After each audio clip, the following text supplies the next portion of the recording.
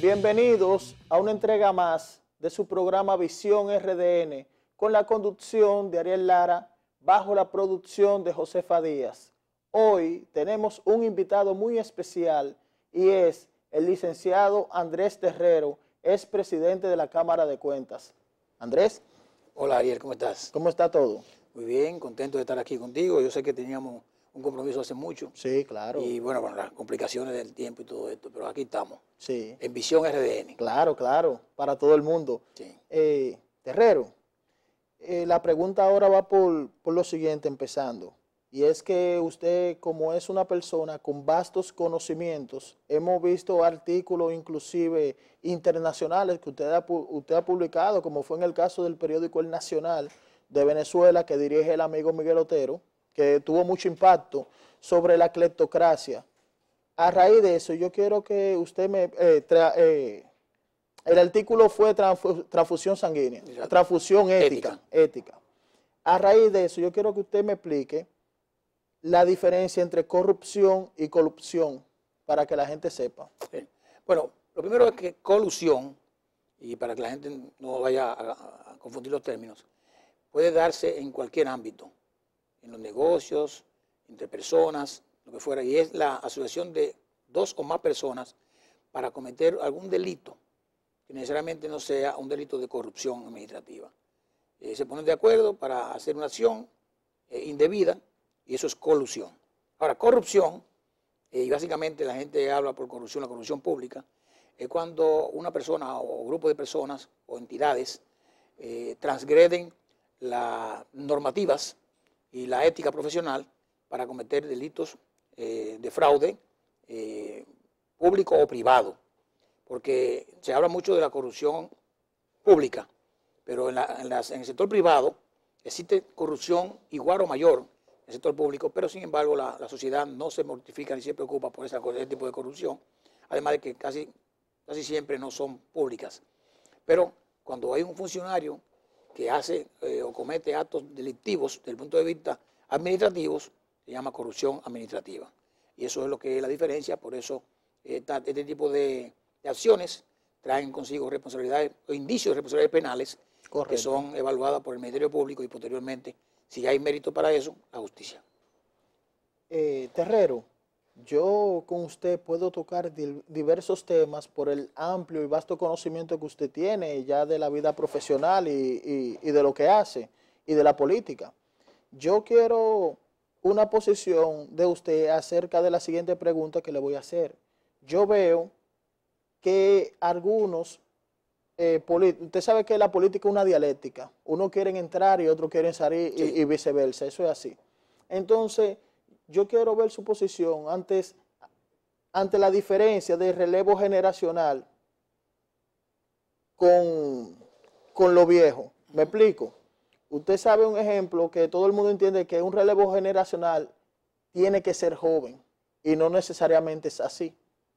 Porque un ejemplo, vimos el caso en 1992 del expresidente de Brasil, Collor de Mello, que era un joven que venía del empresariado y le gana unas elecciones a Inácio Lula da Silva en una segunda vuelta. Indiana Jones, George Bush lo llamó Indiana Jones en ese momento por la proyección que tenía.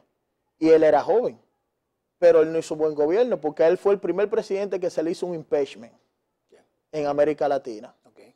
Entonces yo quiero que usted me explique esos dos conceptos claros para que el público vea. Mira, lo que pasa es que la experiencia es fundamental en cualquier área del saber. Experiencia es fundamental. Experiencia, saber cómo se hacen las cosas, saber estructurar una cosa. Y la gente piensa que la juventud debe ser el reemplazo de lo viejo, vamos a decir así. Pero debe haber una combinación de cosas siempre. Por eso la experiencia o las canas, la gente siempre lo valora como algo importante. Y es que el que tiene canas se supone que ha madurado y tiene experiencia y sabe hacer las cosas. La juventud, que tiene mucho deseo de hacer cosas, tiene también que avanzar, crecer. Y yo pienso que por eso siempre es bueno hacer combinaciones. Siempre se habla del caudillismo y la gente habla y dice que el caudillismo es malo, y lo dicen los políticos, sí, pero lo dicen los políticos jóvenes. Cuando esos políticos jóvenes llegan ya a una madurez o a adultos mayores, no hablan de caudillismo, porque entienden que estaban equivocados, aunque no lo digan, no lo reconocen. Por eso tú ves que aquí se habla, por ejemplo, de por qué volver a Hipólito Mejía o por qué volver a Leonel Fernández. De manera particular, dos expresidentes que tuvieron su rol en determinado momento y que están aparentemente ambos aspirando a la presidencia para el 2020. Hay muchos más, pero me refiero a esos dos que fueron presidentes y que tienen son mayores de edad. El presidente Medina aún no ha externado, y como tiene un impedimento constitucional que habría que modificarlo, pero también sería igual el mismo caso en caso de que volviera a hacer eso. Y la gente piensa que deben darle el chance a la juventud. Los mismos políticos de esos partidos dicen, pero está bueno ya. Sí. Ya ustedes fueron presidentes, dame la oportunidad a mí. Pero que la vida de un país no se mide necesariamente porque me toca. No es un problema de antigüedad en el servicio, ni es un problema de que debe haber un relevo generacional, sino de que tú tengas la experiencia y garantice para un país una estabilidad macroeconómica, social y desde el punto de vista, en sentido general, económica, desde el punto de vista empresarial. Herrero, y en otro tema político, yo quiero que usted me defina algo. ¿Por qué? Porque nosotros vemos ahora un nuevo candidato y es Ramfi Domínguez Trujillo, que es el nieto del dictador Rafael Leónidas Trujillo. Algo. ¿Por qué Ramfi no ha pegado una sola valla? No ha pegado un solo afiche.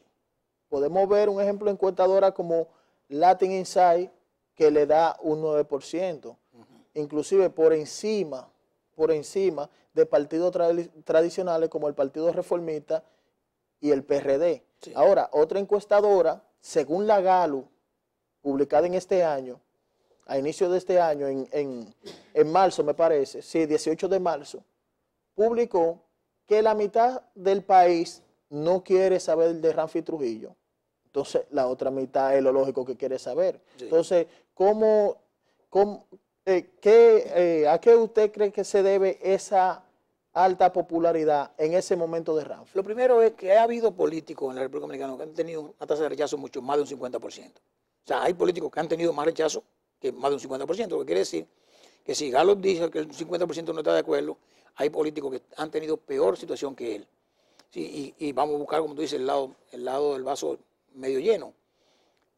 Él tiene, no es una ventaja, pero tiene una historia, porque su papá, su abuelo, fue un dictador y fue mano dura. Y hay mucha gente que aboga no por una dictadura, sino por mano dura. Porque ya creo que nadie en esta democracia que hemos vivido por tantos años sería loco de pensar que deberíamos tener una dictadura para poder arreglar el país. Pero sí, alguien que venga con una idea firme, claro, con un discurso, pero que ese discurso se transfiera a realidad sobre lo que sean los temas fundamentales que tienen que ver con la delincuencia, con el crimen organizado, con el tráfico de drogas y muchísimas cosas más. Y Ramfi se ha montado en esa ola de un discurso sobre eso y de manera particular sobre el tema de la migración haitiana, que son temas fundamentales que quizás el último, o la migración en sentido general, es el que más nos une como país. O sea, podemos estar todos cada uno en un país, en un partido cualquiera diferente, pero cuando hablamos de nacionalidad, o hablamos de un problema haitiano, o hablamos de un problema de venezolano, un problema de colombiano, lo que fuere, nos ponemos de acuerdo todos para defender el país.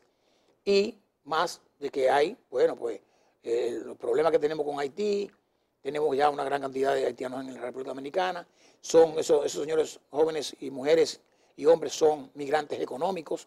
Yo creo que ellos no quisieran vivir aquí si pudieran estar bien en su país, pero su país no les ha dado la oportunidad de poder insertarse en el área laboral y tienen que emigrar. Tienen dos opciones, o corren para acá o se tiran al mar. Y definitivamente nadie se va a tirar al mar porque tiene un problema económico. Entonces, Ramfi lo que ha estado aprovechando ese mensaje de lo que la gente está necesitando, o la gente pide. Y en realidad, nosotros no sabemos si él está, yo creo que él no está apto todavía, tiene un tema constitucional, que lo debería decir el Tribunal Constitucional, para si él puede optar por la candidatura. En el camino, si lo hace, yo diría que el 2020 para él no es una opción, creo, pero sí entonces será tomado en cuenta en el 24, si él resuelve el impasse constitucional. Ya que tocamos el tema de Ramfi político, que es un nuevo político, ahora que entra al ruedo político a competir por la candidatura, tiene un impedimento constitucional, pero él está ahí, está haciendo su política. Sí. Hemos visto en diferentes países terreros del mundo como fue diferentes sorpresas electorales que rompieron con la autora de los viejos mandatos en América Latina, en el mundo, como vimos el caso de Argentina con Macri, que rompió la autora de los Kirchner. Ahí vemos un Emmanuel Macron, que es joven, se posicionó. Vemos en Italia que hay un político que está resurgiendo con mucha fuerza, Luigi Di Maio, entre otros presidentes que han llegado, que son jóvenes. Ahora, ¿qué sucede aquí? Que aquí sigue, los políticos tradicionales no han cerrado el ciclo, o el liderazgo va por ciclo. No son las dos cosas. Primero, los líderes no se hacen. Los líderes pueden nacer y se fortalecen en la medida en que avanzan desde el punto de vista profesional y político. Sí. La juventud aparentemente no tiene todavía el favor del pueblo, porque lo mides y salen todos por debajo diríamos que por debajo del 10%. Sí. Entonces, esos líderes que están todavía, que no son viejos, son adultos, sí, pero todavía están en etapa productiva, porque el mayor de todos es Hipólito Mejía, y creo que tiene 75 años. Sí. Entonces, Balaguer fue candidato a la presidencia después de los 95 años, 90 y tantos años. Entonces, ellos pueden todavía dar mucho más. Lógicamente, si cuentan con el favor del pueblo, porque eso lo va a decidir los votantes. Sí. Entonces, si su partido internamente lo escoge a ellos como candidatos, pues entonces ya la gente tendrá la oportunidad de votar por ellos. Pero los jóvenes lo que tienen que seguir trabajando, porque al final de cuentas tienen la ventaja de que esos señores mayores van a tener que salir en un momento determinado. Sí. Porque desde el punto de vista de la vida, no van a poder estar eternamente. Sí. Entonces, el que viene de joven atrás tiene la oportunidad de poder aprovechar, aprender de esos y poder hacer una buena estrategia política para llegar al poder de la República Dominicana. Terrero, muchas gracias. Llegó alguien que tenemos en común y el tiempo. Usted sabe que es el real dictador. Aquí estamos. Sí, sí. Usted sabe que las puertas siempre van a estar abiertas. Lo esperamos más por aquí. Sabe que cuenta con este programa y con las diferentes plataformas que manejamos de medios digitales. Te agradezco mucho la invitación. Te felicito por el trabajo que estás haciendo en televisión y en las redes de noticias. El periódico está colocado por encima de muchos periódicos con noticias importantes y actualizadas. Ustedes no trabajan, tú y Josefa no trabajan, ustedes no duermen, pero no duermen. Están de madrugada buscando información para darle a la gente lo que otros no tienen. Sí. De verdad que eso hace la diferencia. Sí, porque no soñamos con trabajar, trabajamos para realizar un sueño. Y eso llegará. Sí, señores, a ustedes, antes de ir a la pausa, suscríbanse a nuestro canal de YouTube. Ya somos más de 2,000 suscriptores. Tenemos más de 300,000 visualizaciones. Ahí está. Usted le da la campanita y estos programas le va a llegar en tiempo real. Terrero, muchas gracias. Gracias a ti. Sí, vamos a la pausa con nuestro siguiente invitado. Quédense.